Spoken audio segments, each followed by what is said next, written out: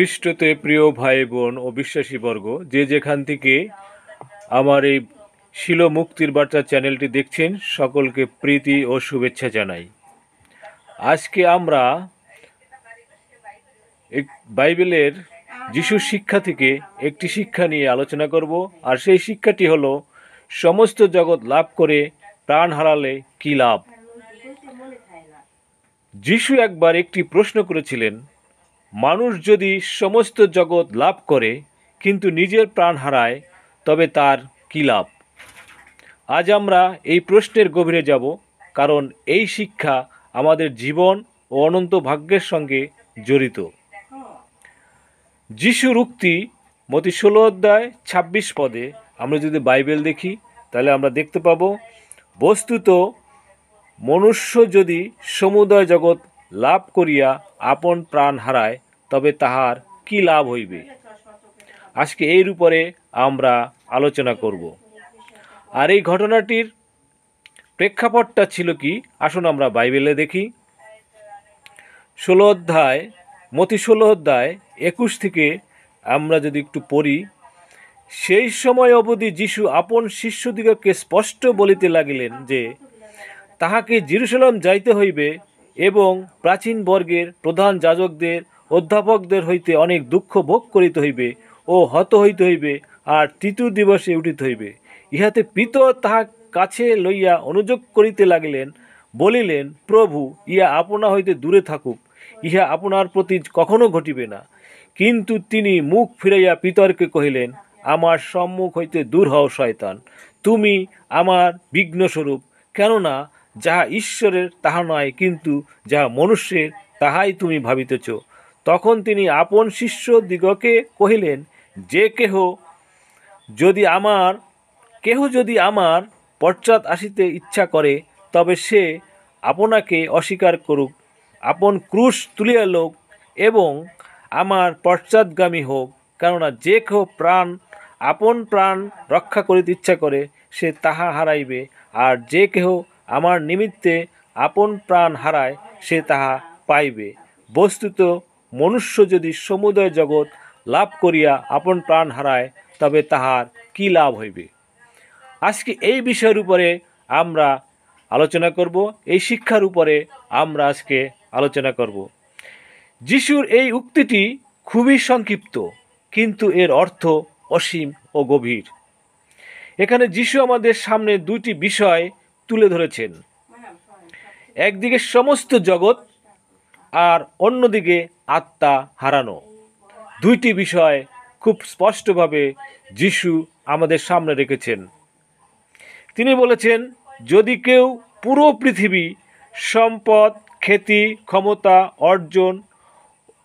অর্জনও করে কিন্তু তার আত্মাকে হারায় তবে সেই অর্জন কোনো কাজেই আসবে না। এখানে স্পষ্ট করে আমরা বুঝতে পারি যে আমরা সম্পদ এবং খ্যাতি, ক্ষমতা অনেক কিছু আমরা আমাদের জীবনে অর্জন করতে পারি, কিন্তু যদি আমার মৃত্যুর পরে আমার আত্মা যদি হারিয়ে যায় তাহলে আমার কোনো কাজে আসবে না। বাইবেল স্পষ্ট করে বলে, আমাদের আত্মা অমর ও চিরস্থায়ী।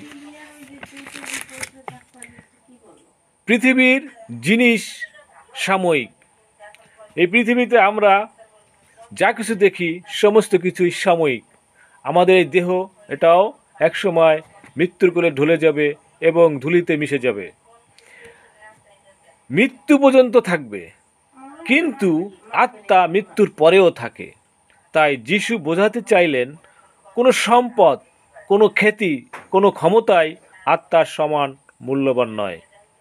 গীতসংহিতা 49:7-8 বলে, কেউ তার ভাইকে মুক্তি দিতে পারে না বা তার প্রাণের মুক্তির জন্য ঈশ্বরকে মূল্য দিতে পারে না। অর্থাৎ আত্মার দাম এতই বেশি যে পৃথিবীর কোনো ধন সম্পদ দিয়ে তা কেনা যায় না।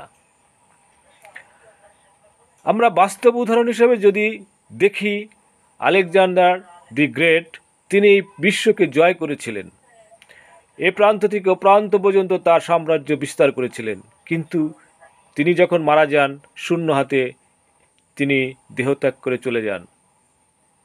কিছুই তিনি নিতে পারেননি। পৃথিবীর এত ধন সম্পদের অধিকারী হয়েও কিছুই তিনি নিয়ে যেতে পারেননি।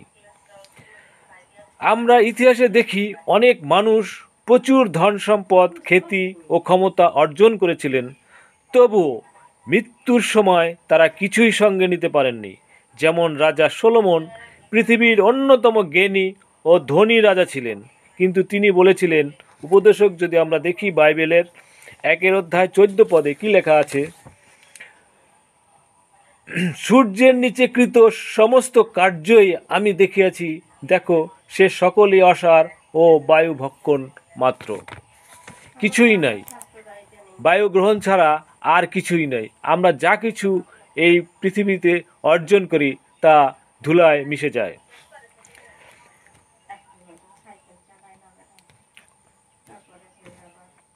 আজও আমরা দেখি মানুষ ধন সম্পদ, বাড়ি গাড়ি, সুন্দর নারী, সাফল্যের পেছনে ছুটছে, কিন্তু যদি আত্মা হারায়, যে প্রাণবায়ু ঈশ্বর দিয়েছিলেন সেই যদি ঈশ্বর হতে বিচ্ছিন্ন হয়ে যায়, তাহলে ওই সব বাড়ি গাড়ি, ধন সম্পদ অর্জনের কোনো অর্থই নেই, সবই নিরর্থক। ঈশ্বর জানেন যে আত্মা তিনি দিয়েছিলেন তা কত মূল্যবান, তাই তিনি তার একমাত্র পুত্র যীশু খ্রিস্টকে পাঠালেন যেন আমরা পরিত্রাণ পাই। যোহন 3:16 পদে লেখা আছে, কারণ ঈশ্বর জগৎকে এতই প্রেম করলেন যে তিনি তার একমাত্র পুত্রকে দান করলেন, যেন যে কেউ তার উপর বিশ্বাস করে সে বিনষ্ট না হয়, বরং অনন্ত জীবন পায়। যিশুর মধ্যে আত্মার মুক্তি আছে। যীশু খ্রিস্টই এই আত্মাকে মুক্ত করতে পারেন, পরিত্রাণ সাধন করতে পারেন। বাইবেলের বিভিন্ন জায়গায় আমরা যদি পাঠ করি তাহলে দেখতে পাবো যীশু খ্রিস্টই একমাত্র উদ্ধারকর্তা। তিনি আমাদের শেখালেন, প্রথমে ঈশ্বরের রাজ্য খুঁজো, তারপর সব কিছু তোমাদের দেওয়া হবে। মথিলিখিত সুসমাচারের 6:33 পদ যদি আপনি দেখেন, এই বিষয়ে আপনি জানতে পারবেন। আমাদের প্রতি আহ্বান, প্রিয় বন্ধুগণ, আজ আমরা নিজের কাছে প্রশ্ন করি, আমি কি শুধু পৃথিবীর জন্য বেঁচে আছি, নাকি অনন্ত জীবনের জন্য প্রস্তুত হচ্ছি? এই প্রশ্নটি আপনাদের কাছে রাখি। কেন আমরা বেঁচে আছি? শুধুই কি পৃথিবীর জন্য, না অনন্ত জীবনের জন্য আমরা প্রস্তুতি নিচ্ছি? এই প্রশ্ন আপনাদের কাছে। যিশু চান আমরা তাকে অনুসরণ করি, পাপ থেকে ফিরে আসি এবং আমাদের আত্মাকে চিরন্তন জীবন লাভের জন্য প্রস্তুত করি। কারণ শেষ দিনে পৃথিবীর ধন নয়, আত্মার অবস্থায় নির্ধারণ করবে আমাদের ভবিষ্যৎ। তাহলে মনে রাখি, সমস্ত জগৎ জয় করার চেয়ে আত্মার মুক্তি অনেক বেশি মূল্যবান। আপনার, আমাদের সকলের কাছে এই কথা, সমস্ত জগৎ জয় করার চেয়ে আত্মার মুক্তি অনেক বেশি মূল্যবান। খ্রিস্ট যিশু আমাদের আত্মার একমাত্র উদ্ধারকর্তা। যিশু খ্রিস্টই এই পৃথিবীতে এসেছিলেন যেন আমরা সকলে মুক্ত হই, পাপের শৃঙ্খল থেকে, পাপের দাসত্ব থেকে, শয়তানের দাসত্ব থেকে আমরা মুক্ত হই। আর তিনি এই পৃথিবীতে এসেছিলেন, আর তিনিই আমাদের এই আত্মার উদ্ধারকর্তা। আসুন আমরা তার অর্থাৎ যিশু খ্রিস্টের উপর বিশ্বাস রাখি, অনন্ত জীবনের জন্য প্রস্তুত হই। এই আহ্বান রইল আপনাদের সকলের কাছে। আমার এই কথাগুলো যদি আপনাদের ভালো লাগে, হৃদয় ছুঁয়ে যায়, তাহলে আমাদের সাথে থাকুন, বেল আইকন প্রেস করে আমাদের সঙ্গে থাকুন এবং লাইক কমেন্ট করুন, যেন আমরা ভবিষ্যতে আরও সুন্দর সুন্দর ভিডিও তৈরি করতে পারি।